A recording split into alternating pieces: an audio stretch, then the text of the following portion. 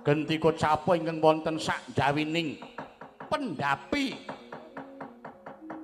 pringapus nenggih Sang Hyang Jagat Ginata ngawih dhateng ing neraka suduk pangudal-udal miwah para sangganing Durandara dupi mulat kumlawening asta Sang Hyang Jagat Ginata akarya singak ingkang samya mulat.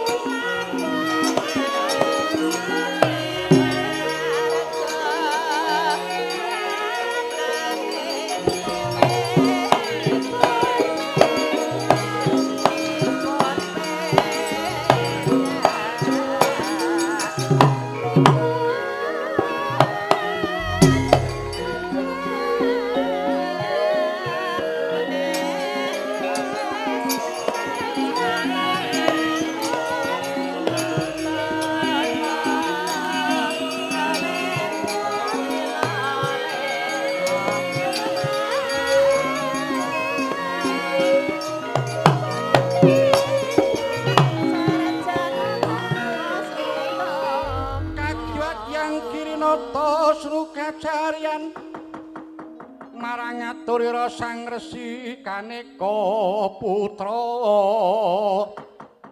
Saksanagya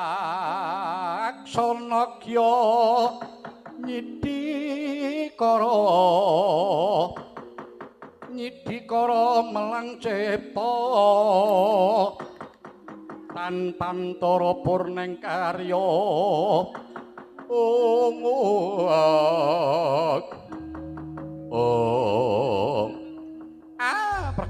perkencang wardoyong Pak Papong kali cudi sapa sing gawe kali praga sapa sing yasa Adi Guru kepareng nganti dhateng ing neraka ing suduk pangudal-udal lan para putra dewa-dewa dipun kanthi wonten papan dulungipun Bagong. Menika wonten wigatos sing karsa kados pundi Adi Guru? Senajan ingkang putrapun penyarian ugi cumadung dawuh Rama Pukulun. Najan ingkang putrapun Indra ugi cumadung dawuh Rama Pukulun. Kula nggih nyadung dawuh Pukulun. Niki kok janur Gunung Kadingaren dewa-dewa padha dirit lumarap wonten ing pedhukuane Bagong niku jane wonten apa Pukulun? Nggih, enggak paring dawuh Adi Guru. Kakang Narada. Nggih. Marmane ulun tedhak Humyang Marcapada mrepeki ungganing Bagong krana nalika semanten nampi dawuh timbalanipun Kakang Semar Badranaya lumantar pameling dene suraosipun Bagong kalenggan menika gadah gegayuhan badhe mbangun desa. Nanging wonten syarat lan srananipun Kakang. Lajeng syarat lan srananipun menapa dene Bagong kok badhe mbangun desa? Bagong nyuwun supados kula maringaken wujudipun pelem pertangga jiwa lan jambu dipa nirmala. Mongko menika daharanipun para dewa ing kayangan. Lah nggih, lajeng keparingipun Adi Guru maringaken napa mboten? Dereng Kakang. Dereng dos pundi? Dereng nanging perkawis menika malah saged kula kangge pancatan anggen kula badhe ngendih dhateng Kakang Semar. Lho, mangke riyin malah kangge pancatan ngendih Kakang Semar pripun? Nggih. Kangge pancatan anggen kula badhe ngendih panguwasanipun Kakang Semar pramila kula badhe minangkani panyuwunipun Bagong nanging serananipun Kakang Semar kedah nyembah dhateng ulun. Lho mangke riyin. Kok seranane Kakang Semar kedah nyembah dhateng Adi Guru? Krana Semar menika ingkang nuntun dhateng titah supados sami ngliwar anggenipun sami nyembah dhateng ulun. Ingkang dipun kesaken Adi Guru dos pundi? Kok lajeng wonten pangendikan bilih titah tiyang menika sami ngliwar ngawur dhateng panembahipun. Kakang, sesembahan jagat raya menika namung dhateng Bathara Guru, boten wonten sanesipun. Lho kesik Adi Guru. Sesembahanipun jagat raya menika inggih dhateng ingkang nyipta jagat raya saisinipun inggih menika Gusti ingkang Maha Agung, ingkang Maha Suci. Lah kok inggih namung Bathara Guru panguwasa tunggal donya prateng akhir. Mila slagining Semar niku tasih urip, nggih Semar niku sing ngiring menungsa supaya padha bekti nindakake limang wanci jroning sedina sewenci. Terus do dikandhani wong sugih kudu padha andum rejekine marang sing miskin utawi ingkang dipun westani zakat fitrah. Banjur sing waras wiris malah kon nindakake kudu poso. Lah mekaten menika yektinipun namung ngiring menungsa supados sami nyembah marang pangeran. Langgih pun leres. Pun leres Kakang Semar niku Adi Guru. Yen panembah jati menika namung dumateng zat ingkang murwengdat Gusti ingkang Maha Nasa. Mboten saged pundi?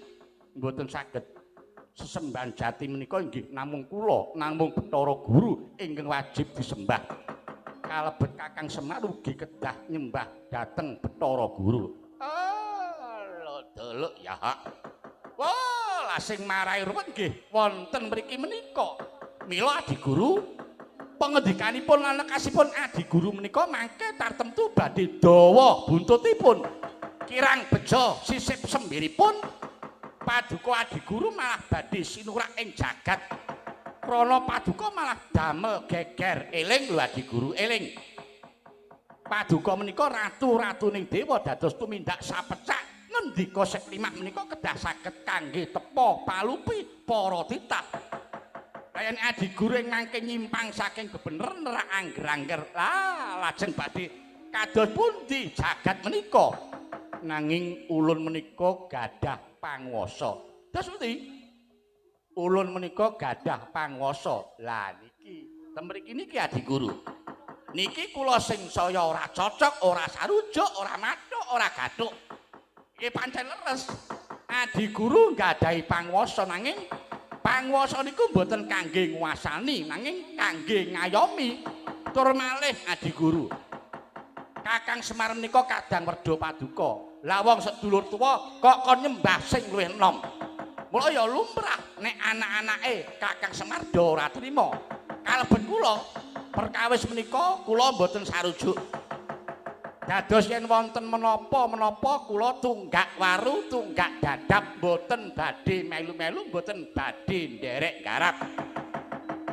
Dados yen Adi Guru mangke nampi wolak, monggo kula aturi nyangga dhewe dosanipun Adi Guru. Jaja muntap nglir kinetap netra kocak ngondarandir idepnya mangala cakra.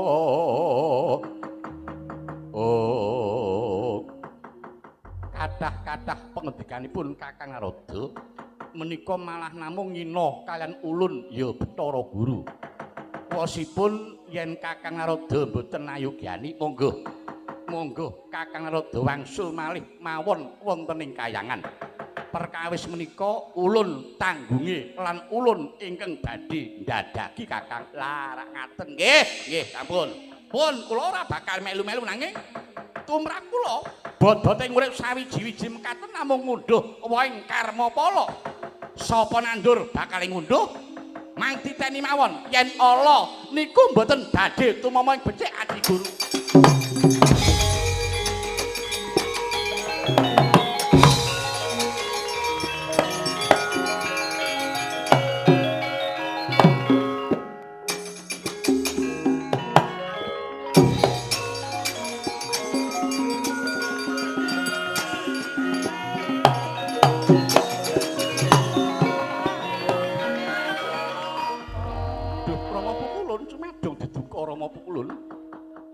Lah kok dados Pukul Narodom niku lajeng mintar cacahipun kondur malih wonten ing kayangan wis mbuya dadi ngopo? Dewa-dewa kurang nganggo Narada mbuya dadi ngopo? Wong Kakang Narada menika senengane nek nembang ya ming caping gunung. Nggih, lajeng keparengipun nggih ingkang putra pun Indra lajeng cumadeng dawuh penyarian Indra apa dene Yamadipati nggih wonten dawuh Pukulun wonten dawuh Pukulun perkara iki nggone ulun bakal ngendhih marang panguwasaning Kakang Semar mesti wae anak-anake Gareng Petruk Bagong mesti bakal ora padha narimake jeneng kita wae perpekono anak-anak Semar yen pancen bakal mbelani marang wong atuwane mangsa borong nggon kita bakal murba anak-anak Semar syukur bage iki mengko yen to Kakang Semar malah banjur diblengket diga munggah ening kayangan banjur cemplungke ning kawah Candra Dimuka. Oh nggih mboten langkung ngestakaken dawuh yen mekaten nyuwun pamit nyuwun tambahing pangestu Pukulun. Nggih, kula inggih nyuwun pamit nyuwun tambahing pangestu Rama kula inggih nyuwun pamit perpekane anak-anak Dewa Semar.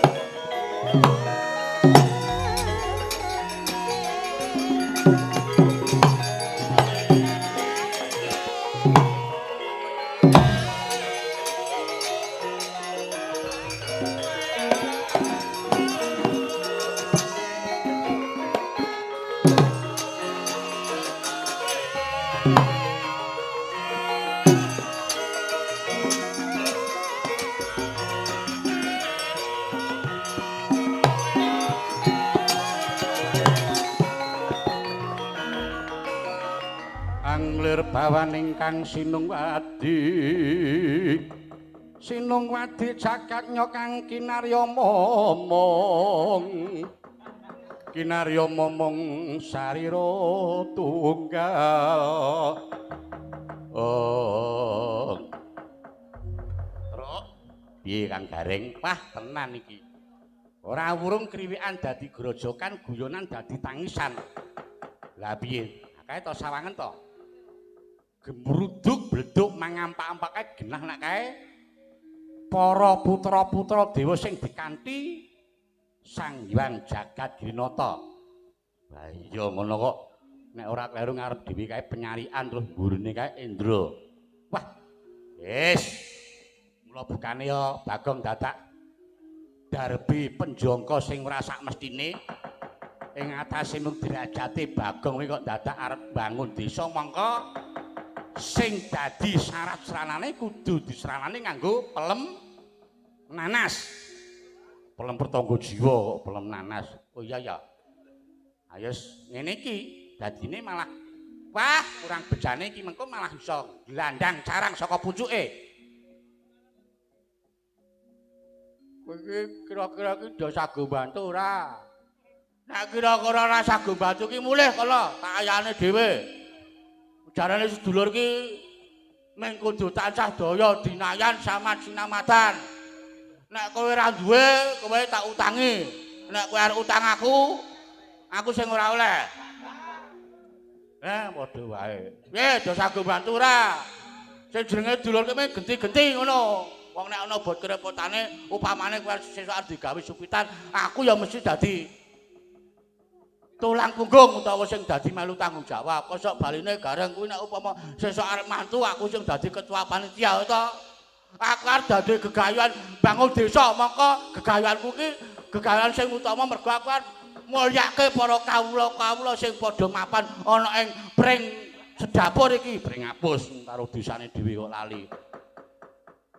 Wah, nek ngono ala bener becik luput awake dhewe kudu kejaba ngewangi karo Bagong ning awake dhewe sing pinangka dadi anake Semar ing atase Semar kok kon nyembah karo Bathara Guru. Mongko Bathara Guru ki sedulur enom kok sing tuwa kon nyembah sing enom ki rak ya aneh to reng. Iya mula kuwi pokoke iki mengko dewa-dewa do tekan kene ajange jembar pokoke.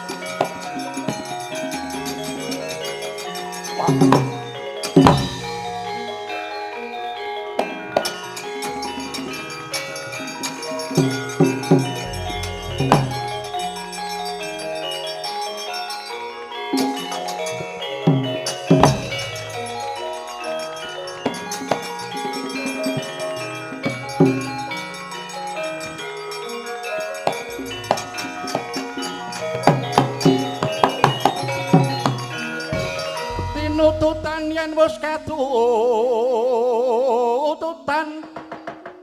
yana ngalas wimba muka malesa kang rinancing ngungsuh padha prawira sudira prawireng jurit kala magut ngalogong ronanggono magawe ronanggono magawe gelar bukir jaladri.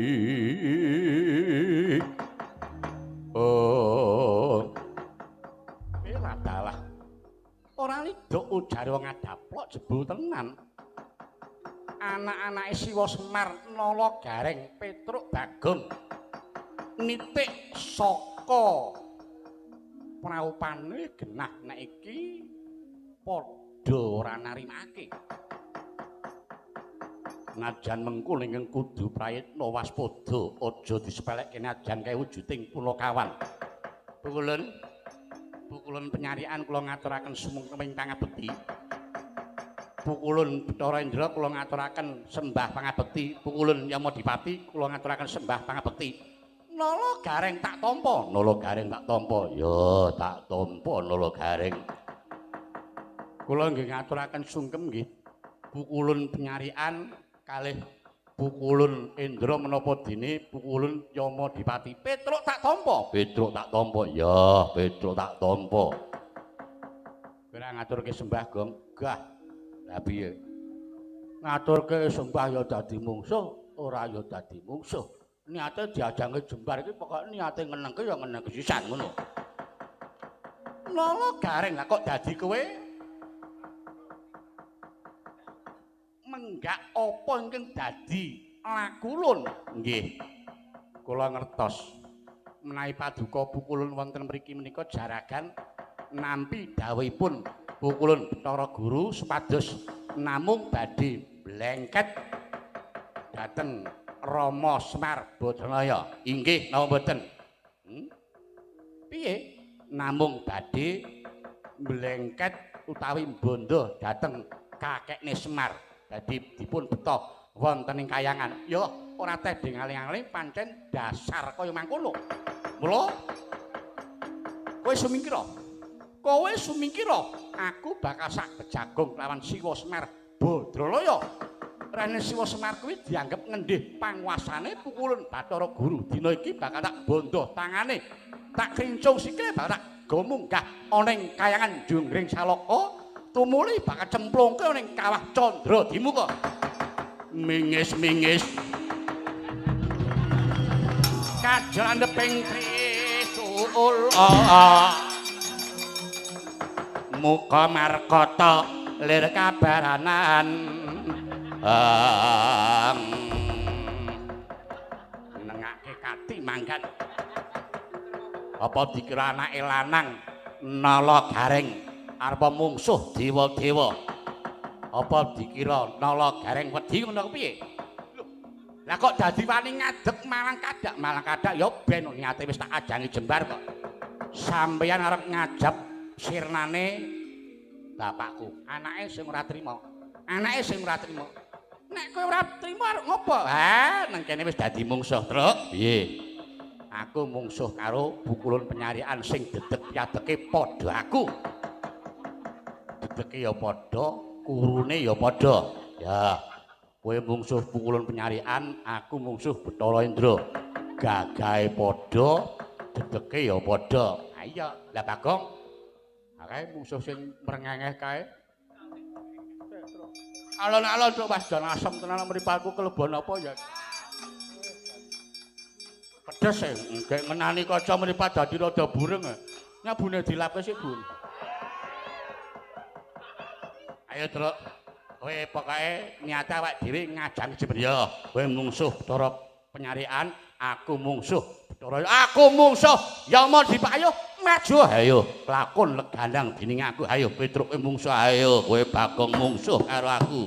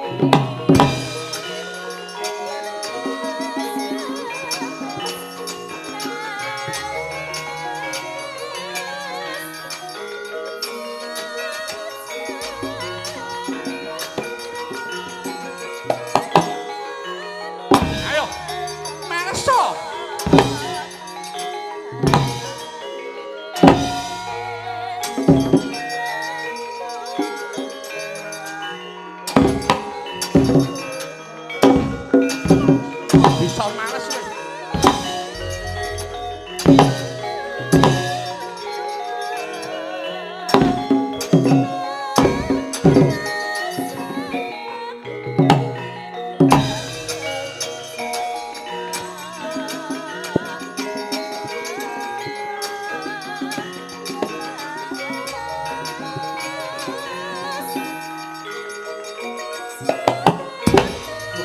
Dian.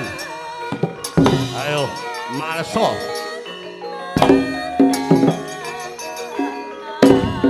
Ayo ketokno sing dadi kasudianmu.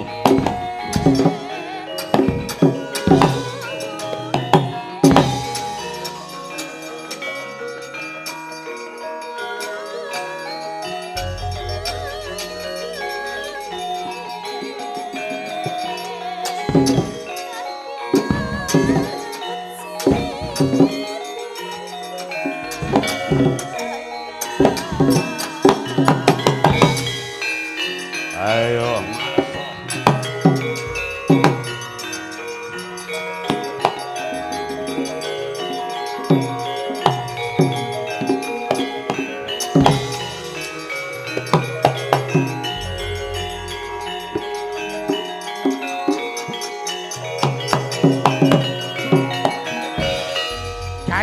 gayeng kagareng gayeng. Piye le gayeng ya gayeng neng dipikir piye? Kowe mungsuh karo sapa kae mau? Sekretaris Pak Carik kamu? Penyarian. Piye? Ana kesempatan males ora? Aku saben-saben arep males iki kaya ana daya pangaribawa. Ketok iki sikilku arep njangkah-jangkah kae. Ning saben arep njangkah ngono, aku mesti banjur kelenggak. Aku ya ngono iki, Gong. Rekane sing jenengane perang ki gayeng rame iki nek wales winales bareng aku diantem ora tak gawe rasa sajake pukulun Endra terus kempropok aku njur kon males ning bareng tak wales kaya gareng iki saben-saben aku males wah ngerti-ngerti kok aku terus nglumpruk kaya tanpa daya ngadeg meneh arep males tanganku iki saben arep nyampluk ngono ora tekan gone njur aku kualat tiba meneh aku ya ngono e saben-saben iki andhakah iki sikilku ora tekan-tekan kae nek ngene iki piye ya duh nek ngene iki judeg mongko ya bener sing dikandhake terus sing jenengane gelut iki nek iso ya wales winales nek ngene iki ora imbang ora adil ora nek ngene iki terus kudu wis tenang wae mar rene mar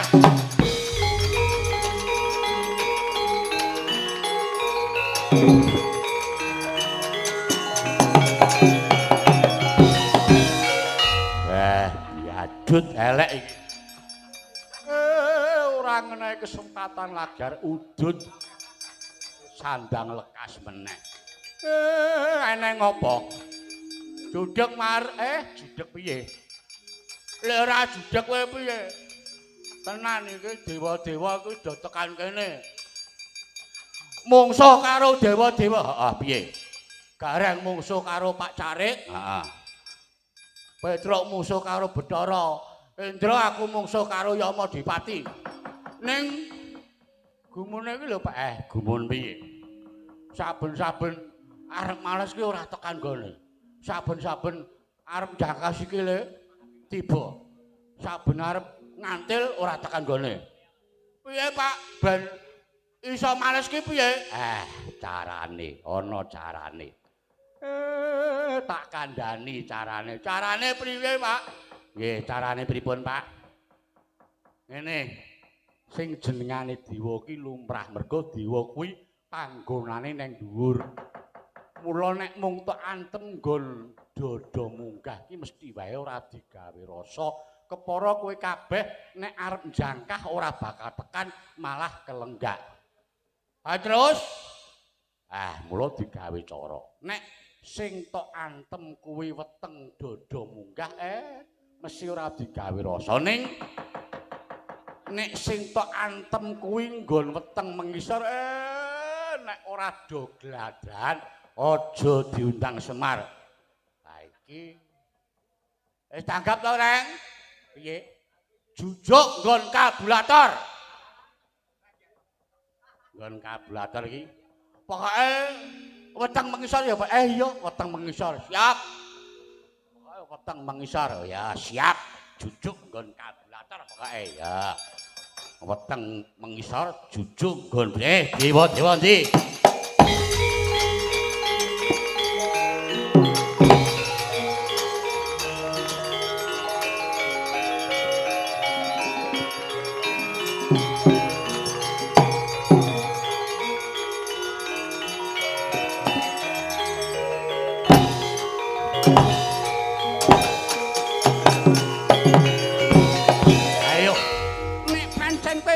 Ayo mara gage panesen Bathara penyarian.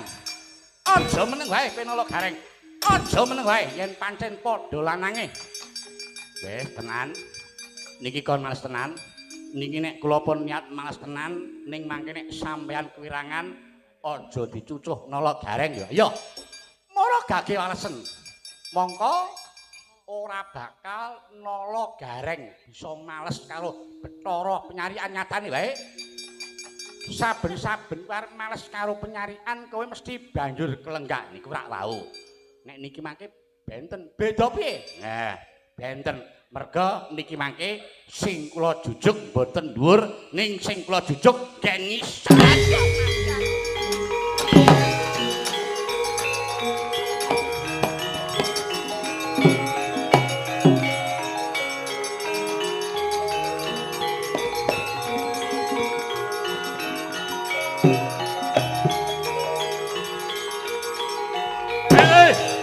Ayo, kaki masuk.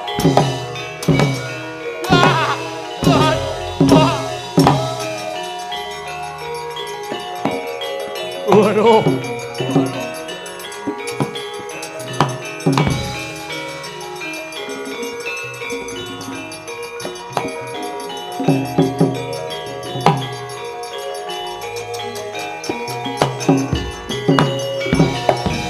Oh, ngilahin. Bagong wis kewirangan ora bakal iso males kok maju meneh ayo. Bagong Yama Dipati kuwi dewa tukang jabut nyawa. Ayo kowe aja mringkos kaya mengkolen pancen kowe iso males ayo. Kaki walesen Bathara Yama Dipati. Piye, Mas? Kaki walesen Yama Dipati. Aku nek wis niat males tak jujuk nggon busik iki mati kowe. Ayo. Ayo.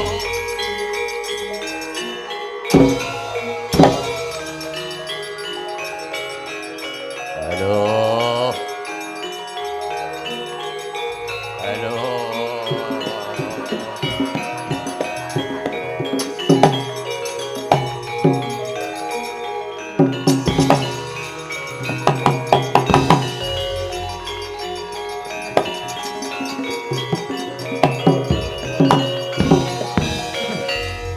Jah kula Rama Puwulun manggaken kula mengsah kalian para punakawan malah dipun damel wirang kados mengaten mongko aduh kula ngapa penyanyi aduh mboten ngenten malah sakitipun kados mekaten menika ya banjuran neng piye badhe pados sabun rumiyin nggih kok ya ngerti-ngertine jujuk nggon ngisor aduh Rama Puwulun aduh menika kados pundi ing atase namung dipun males nggen mriki niki malah sekujur awak kula dados gemeter kados ngaten nyemanggaken.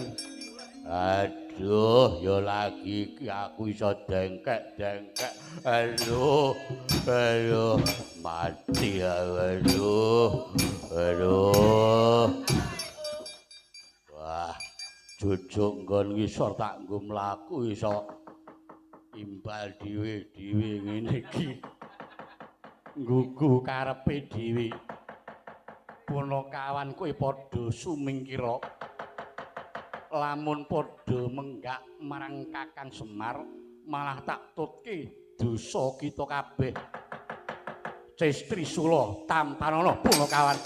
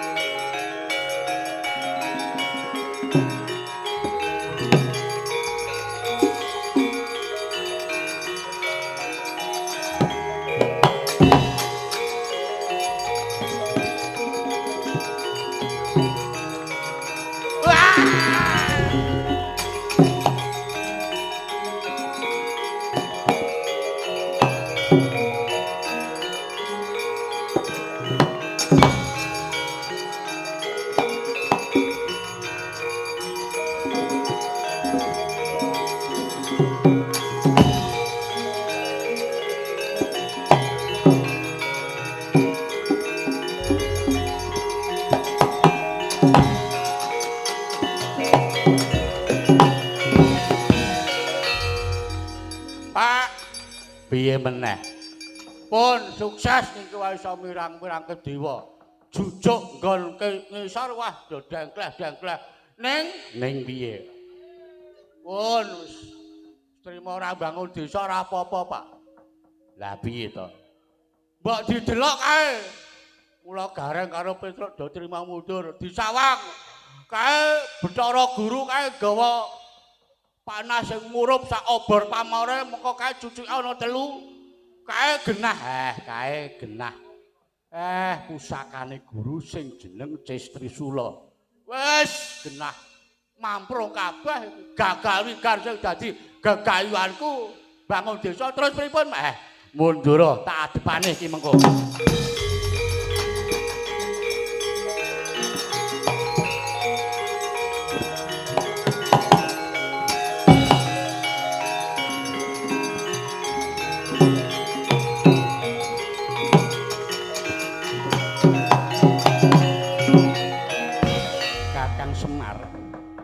Nuwun sewu yen saiki tak jabel basaku lan pancen kabeh wis tak dadaki iki aku wis ngasta pusaka Cis Trisula. Iya Guru, kowe saiki ngadepi marang aku nggawa Cis Trisula. Pancene mono aku ora wedi ngadepi. Mbok ya tok tamake malah bakal tak ungalke dadaku. Ning mbok ya dipikir nek kowe arep mateni Semar kok neng Mercapada, ya nek Semar kok tamani Cis Trisula ki tumekaning pati. Nek ora, apa ora malah barang wirang kowe? Apa ora kucem asmamu Bathara Guru mula? Wis to. Aku arep mbok kapake, aku arep mbok jululuh. Aku anane manut ning mbok ya aja neng Mercapada. Sing mbok ngarepake piye Kakang Semar? Wis to. Margage saiki pusakamu Cis Trisula kuwi sarungna dhisik. Tak jak rembugan apik-apik, Guru. Anglir alan ingkang sinungwadi. Sinungwadi jagatnya kang kinarya momong. Iya piye Kakang Semar? Ngene ya Guru. Kaya kandhaku ngarep mau, saru dinulu nek aku karo kowe iki sedulur kok mung padha regejegan. Mula wis to. Aku arep mbok kapake, aku arep mbok jululuh, aku anane ming manut ning aja ning Mercapada. Ayo. Ayo rasah mbok bondo saiki wae aku gage gawane ning kayangan. Aku arep mbok kapake manut wis to. Ning watone sing dadi gegayuhane Bagong kudu nglakon. Ya kuwi nggone kepengin mbangun desa. Waton kowe mengko gelem menehi Bagong ya kuwi wujude pelem pertangga jiwa lan wujude jambu dipa nirmala. Semar arep mbok jululuh arep tok kepiye wae anane Semar mung manut.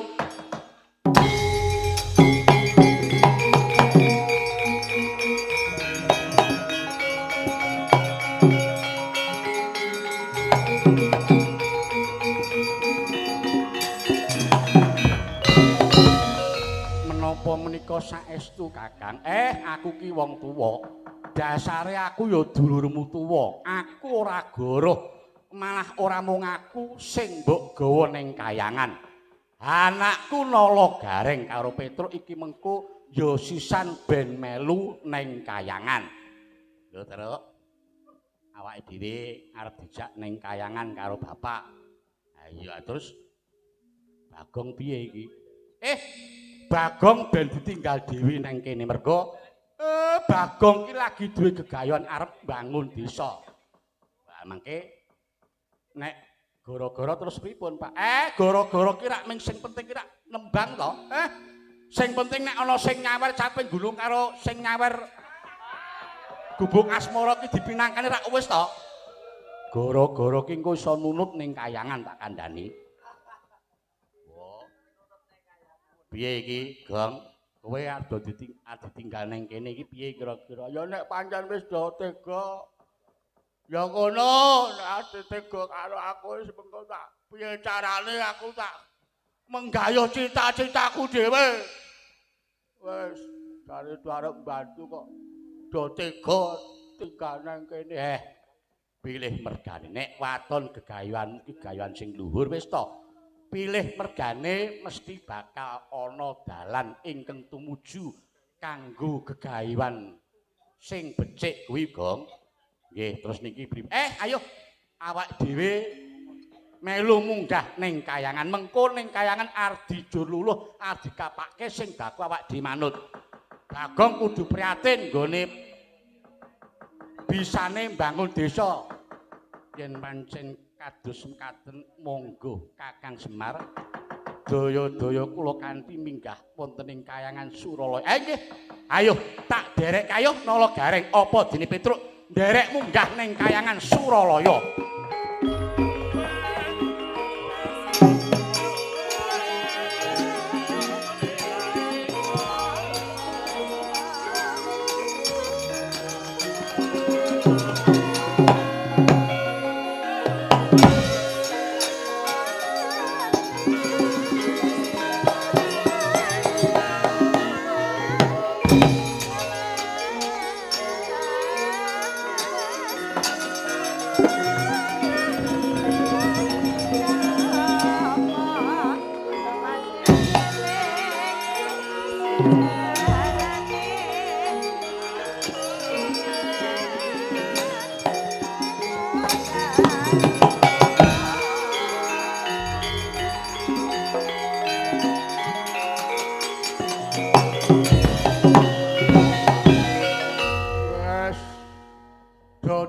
Temenanan iki karo aku.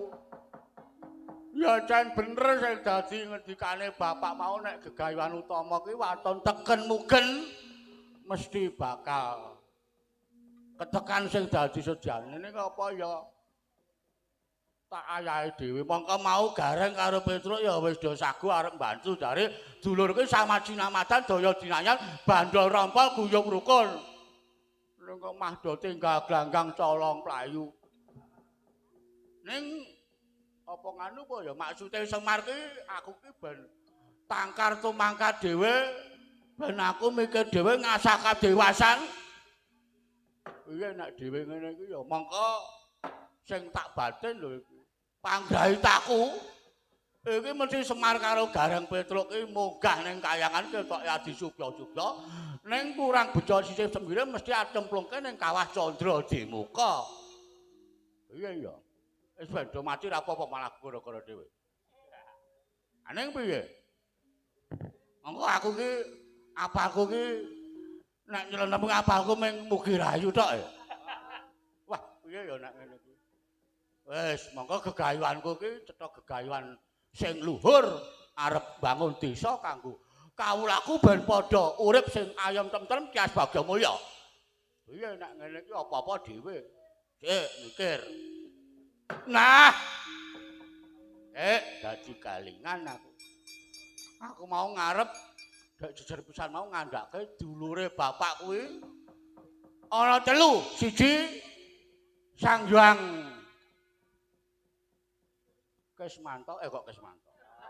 Sang Hyang Ismaya ya Semar. Sing kaping pindho ya kuwi Tejamaya ya Watagok, sing kaping telu Manikmaya ya Bathara Guru. Nah iki mongko bapak ki dulur tuwa kok kon nyembah karo Bathara Guru sing dulur enom. Bapak duwe dulur tuwa jenenge ya kuwi Tejamaya ya Watagok. Wah nek ngono lelakon iki tak aturke ana ngersane Watagok. Piye carane aku kan njaluk tulung Watagok? nek Semar gareng Petruk digawane kayan mesti arep digawe cintraka waduke nang gone Wadagok ngiras batas akan njaluk pitulungan karo Wadagok. Wah. Wadagok aku sing teka ning jurang porong aja kaget ya wah.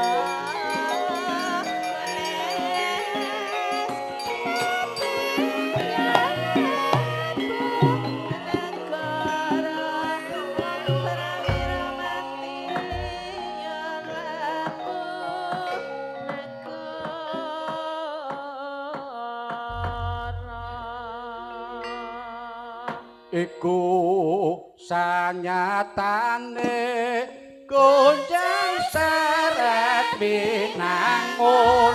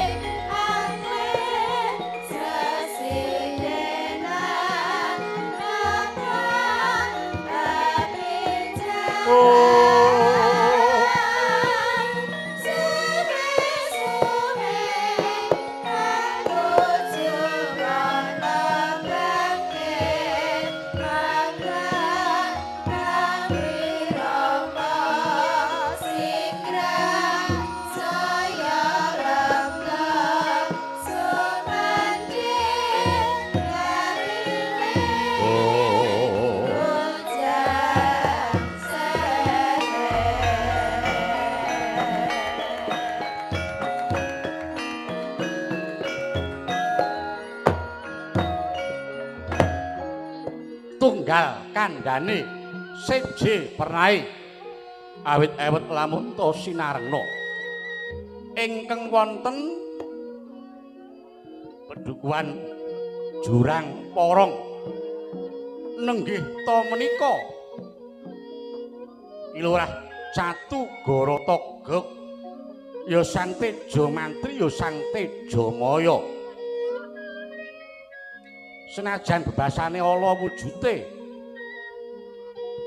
nanging ing mriku kajibah ngilingaken dhateng para raja ingkang sami kasinungan watak adigang adigung adiguna ambeng angkara murka budi candala. Najan mekaten Kelurah Togok Catugara luhur bebudene nalika semanten nujuri sajuga nedhengi lenggah eca pinarak wonten ing pendhapi gedadak sawanipun ingkang rayi Trembilung Sarayata mila daya-daya denacarani keparing gali arsa rukming daya pangudas maraning driya ingkang dereng kawijiling lesan.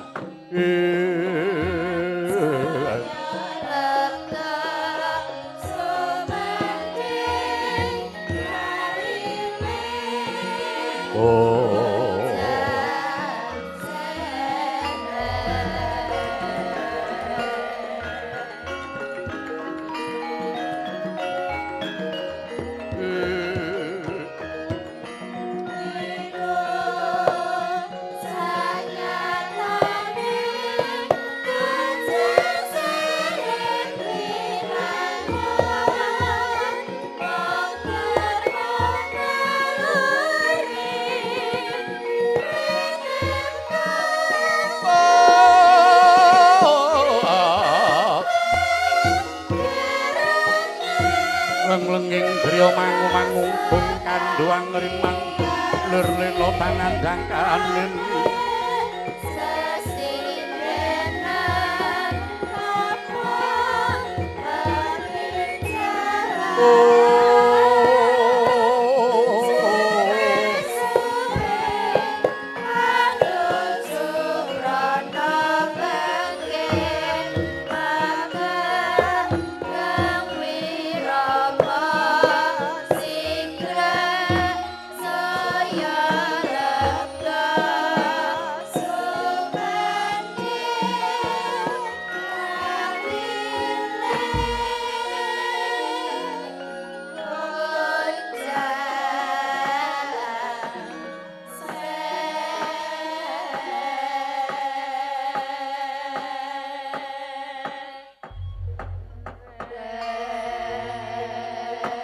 remeng remu sorot tingbang pratangga pati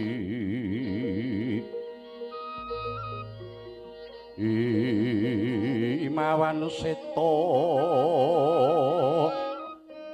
ana wengi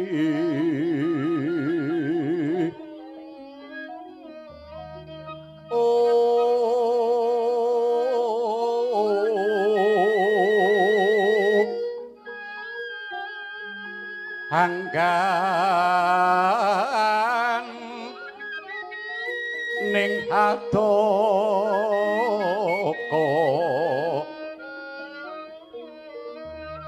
nam pakang mireng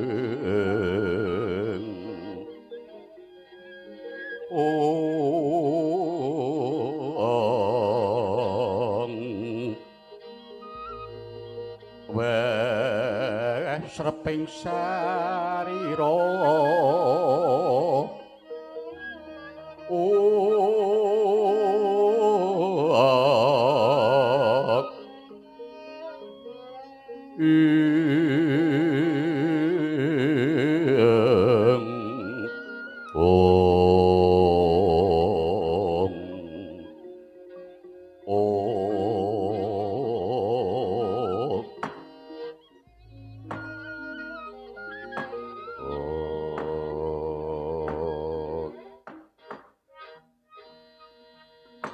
adiku sing tak tresnani milung ora yodo slamet to tumeka ning sudunge Kakang Munjurang porong kene ayo pengastune Kakang Togok rano alangan siwiji apa bektiku katur ya kang arep mbah kowe iki kakangku ya tak tampa aku seneng nang kene iki Jang ya tangga teparo sing do nang kene iki le sumuyut karo Kakang Togok. Ha iya. Wah mongko bareng aku tekan kene diringi nganggo gonjang seret. Wah senengku ki. Piye? Le do trampil-trampil saking trampile iki nggon bagian A ki demunge imbal wah jan. Imbal Bali? Heeh. Ayo. Nang. Ayo cah nom-nom ya ora mokal nek do trampil-trampil. Ayo sesuk nek awak dhewe pentas kancane cukup iki wae ya, Gap. Dan malah gayeng gumarenggeng kaya ngene iki. Tur gampang diatur ya, Gap. Ha iya. Lho ya aja larang-larang wong. Ha iya. Kabeh iki iso dirembuk. Ha iya, heeh, Majan. Seneng aku ngene iki. Muga-muga sesuk aku kepasrahan. Esuk kancane ngangge nika mawon lho nggih siap aku. Ya. Ning ya ngene ya aku ki jane rene iki rak rada kaget piye. Tak sawang kok kayane sampean ki kok kaya le cawus guayane ngono lho. Kaya sajak piye ngono, kaya remu-remu angdanu piye ngono lho. Upama nganu ki mendung ki kaya ketutupan mega ngono kae lho. Jane ana apa to? Kang Togong mbok menawa ya aku sing enom nek iso melu ngudari sing ruwet, iso melu meningake banyu sing budhek, iso nglempengake barang sing bengkong, mbok ya crita rak ya ora ana alane tok ya maksude iki madang kelakon ngono lho sing jejeg apa sing bengkong dadi jejeg. Heeh. Ngono kae. Ha iya. Jane ana apa to? Ngene lho aku ki rak rung suwe iki jane rak ngimpi to. Ngimpi Cakatula? Ora.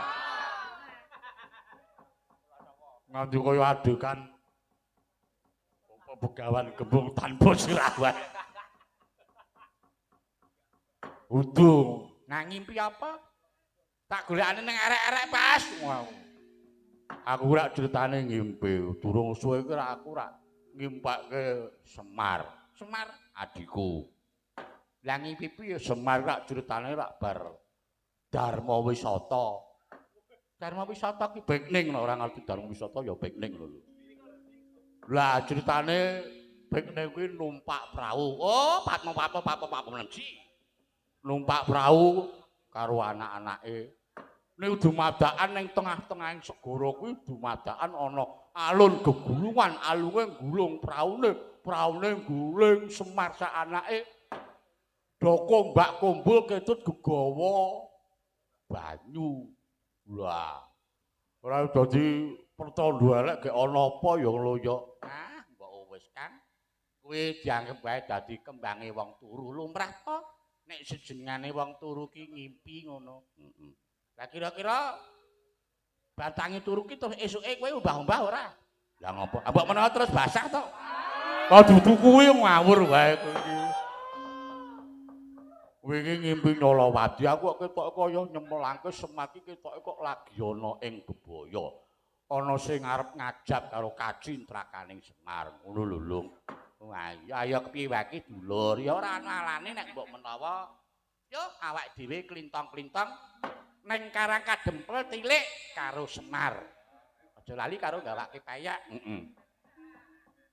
Lah piye mergo aku mau ning kene ya gawani payak telu. Karo nggo sapa? Nggo aku, nggo sopire karo nggo sapa sijine bune. Heeh. Ya awak dhewe klintong-klintong po nileke ning Karang Kadempel. Semar ki jane eneng ngopo kok ngimpimu rada Nyolowadi. Tak kira kok kaya ora ana alane nek awak dhewe ya pisan-pisan ki awak dhewe mertinju mertuwi karo Semar sak anak-anak iki jane iki do keslametan apa ora rak ngono to Lung. Leng-lenging driya mangu-mangungkung kanduang rimang leno tanpa kandhen.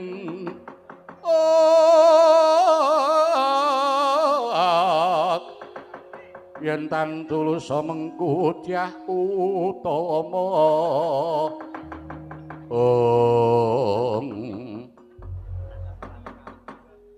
Wah Nun Assalamualaikum Wah aja kaget wah aku sing teko ya wah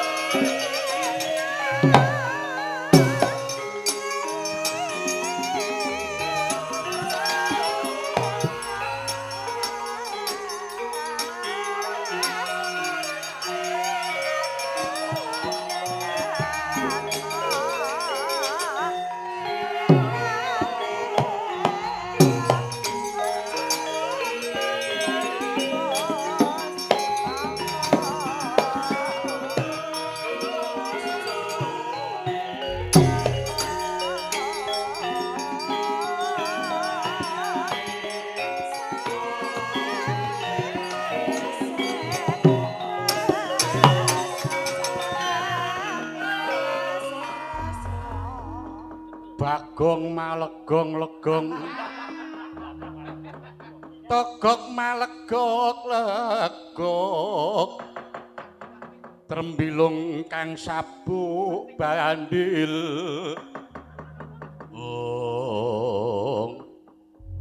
Ora bakal nyambung paninggal iki rak purunanku Bagong to Do slamet to le Pengestune wa Togok ora ana arangan sewiji apa sowanku ning jurang para bektiku katur ya Pakde ya tak tampa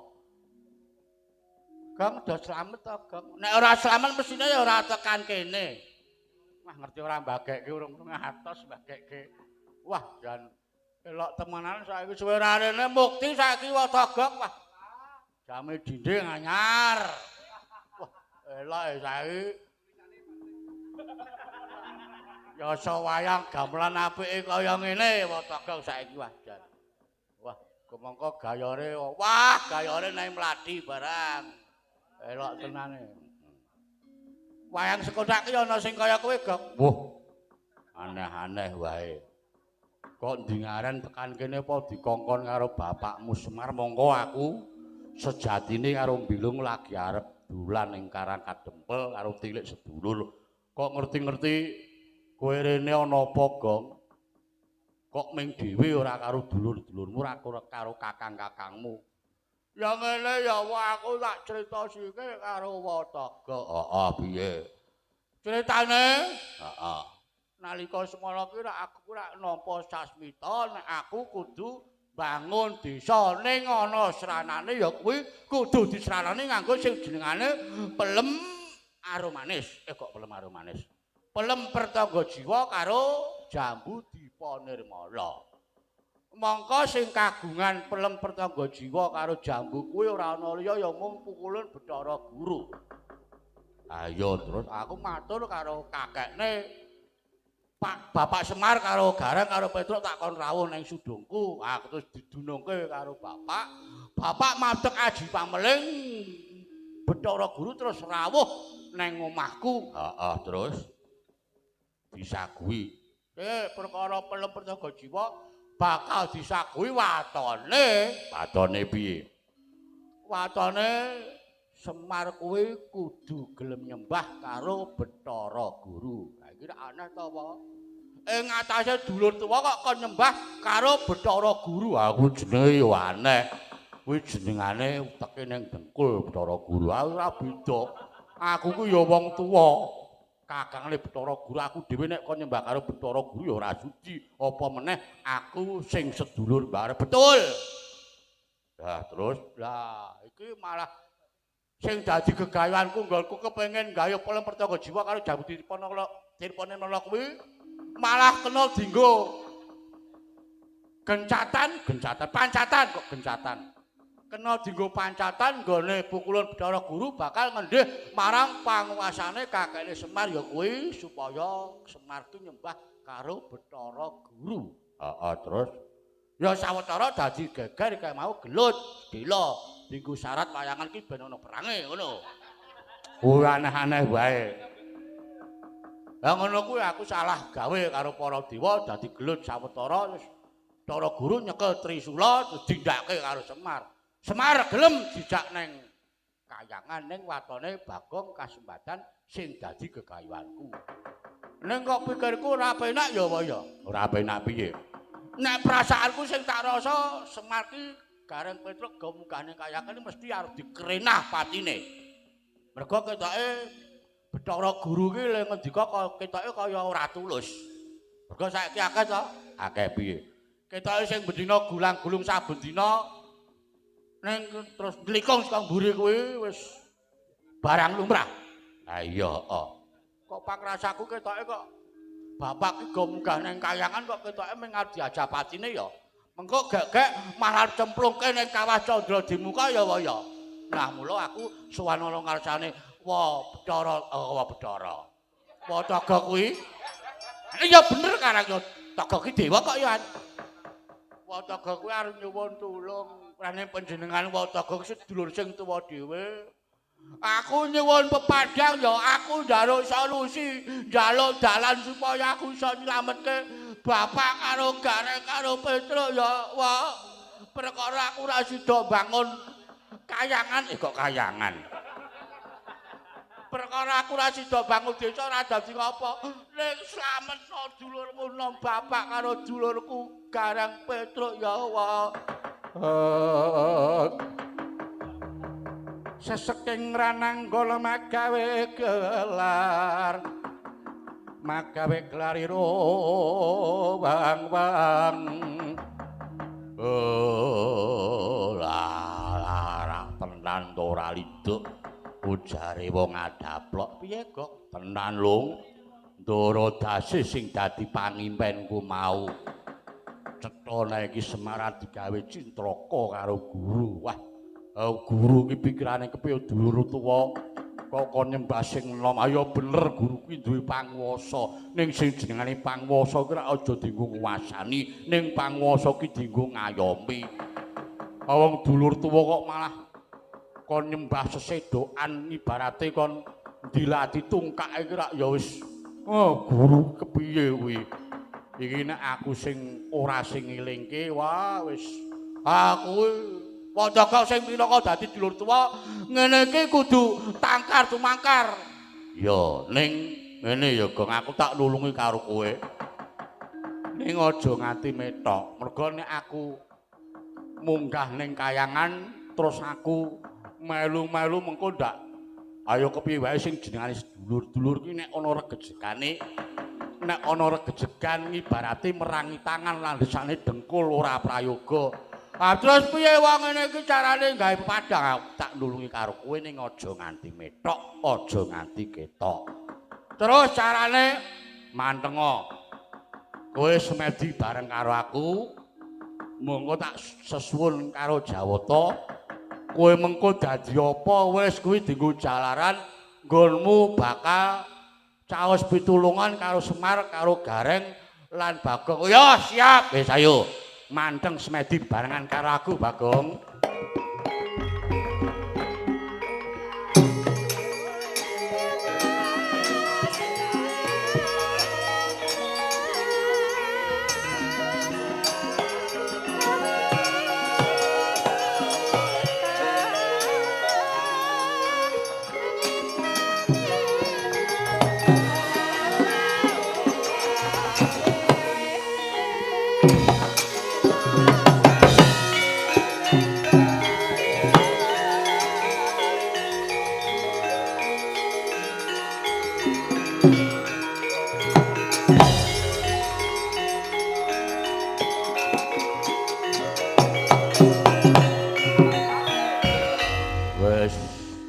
Wis ketoke iki wis kasil iki sing dadi panuwunku nyatane kowe saiki wis malik rupa. Oh sik wae. Kok dadi awakku dadi mlungkret-mlungket kaya ngene iki. Oh wis lung piye wis tak dapuk dadi Janaka ning omongane sih Bagong. Kowe iki saiki wis salin wujud dadi wong bagus. Dadi wong bagus piye? Omonganmu ki sing alus. Kowe iki saiki tak dandani dadi apa kudune krasa ora krasa ya wae. Mbok nganu Bagong saiki sing dadi Janaka kon ngilo. Iki coba sawangan wis kene nyerak kene. Kok kaya ora pati nduga to awakku dadi mungkret. Lah dalah.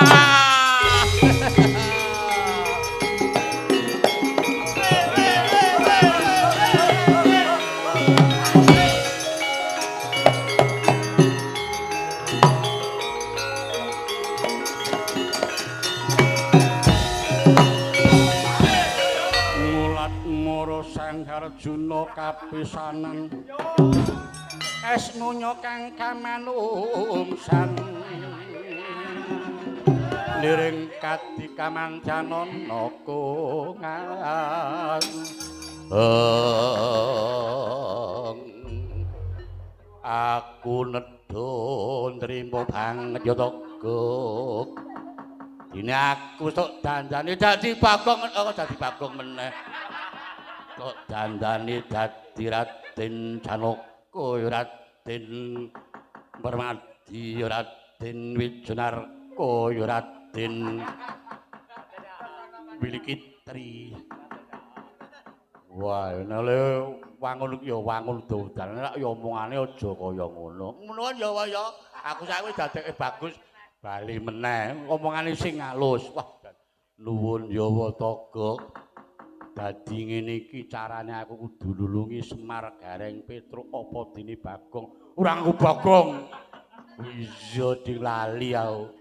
Carane nulungi Semar Gareng Petruk ngene iki. Ayo pancen saranane kudu ngono kuwi. Wah nuwun Jawa, aku saiki dadi bagus. Iso tak nggo mripik sinden sing enom-enom kae. Wis kowe percaya aku wae. Kowe ngiras pantes wis tak wenehi daya kekuatan.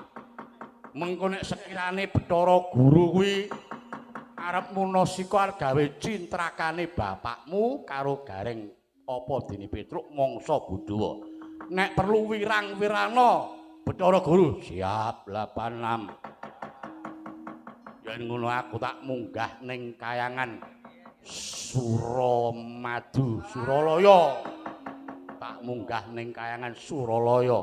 Dewa ora ngulungake marang Semar takon obrak-abrik kayangan Suralaya.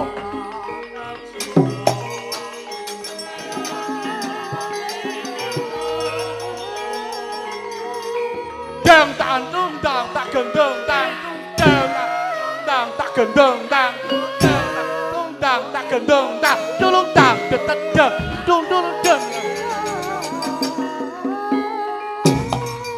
Oh lah edan iki Bagong.